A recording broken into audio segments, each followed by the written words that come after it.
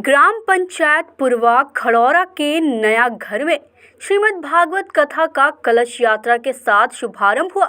कलश यात्रा यजमान श्री राम लला चतुर्वेदी जी के निवास से ग्राम खड़ौरा देवी मंदिर से दक्षिण टोला ग्राम कटौली शिवालय होते हुए बैंड बाजों के साथ भव्य कलश यात्रा निकाली गई।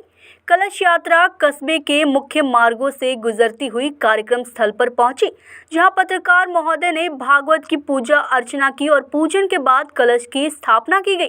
कथा व्यास परम श्रद्धेय श्री रामफलाचार्य दास जी महाराज ने अपने प्रवचनों में उपस्थित श्रद्धालुओं को श्रीमद् भागवत महापुराण की जानकारी देते हुए कहा कि श्रीमद् भागवत कथा का श्रवण करने से मानव जीवन में एक जन्म नहीं अपितु हमारे कई जन्मों के पापों का नाश होने के साथ ही हमारे शुभ कर्मों का उदय होता है।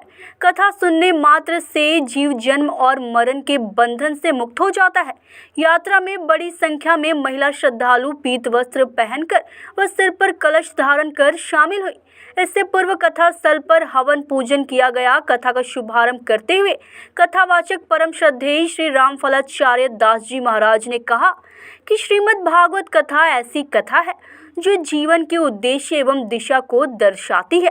इसलिए जहाँ भी भागवत कथा होती है, इसे सुनने मात्र से वहाँ का संपूर्ण क्षेत्र दुष्ट प्रवृत्तियों से खत्म होकर सकारात्मक ऊर्जा से सशक्त हो जाता है। उन्होंने कहा कि कथा की सार्थकता तभी सिद्ध होती है जब इसे हम अपने जीवन और व्यवहार में धारण करें। श्रीमद् भागवत कथा के श्रवण से जन्म जन्मांतर के विकार नष्ट होकर प्राणी मात्र का लौकिक व आध्यात्मिक विकास होता है। उन्होंने कहा कि नारद जी ने भक्ति देवी के कष्ट की निवृत्ति के लिए श्रीमद् भागवत कथा का साप्ताहिक अनुष्ठान किया था, जहां संत कुमारों ने भागवत का प्रवचन करते हुए नारद के मन का संशय दूर किया। इसी कथा को धुंधकारी प्रेत ने अपने अग्रज से श्रवण किया और प्रेत योनि से मुक्ति पाकर विष्णु लोक को प्राप्त हुए। कथा व्यास ने कहा कि भगवत श्रवण से जीव के सभी पाप कर्म मिट जाते हैं।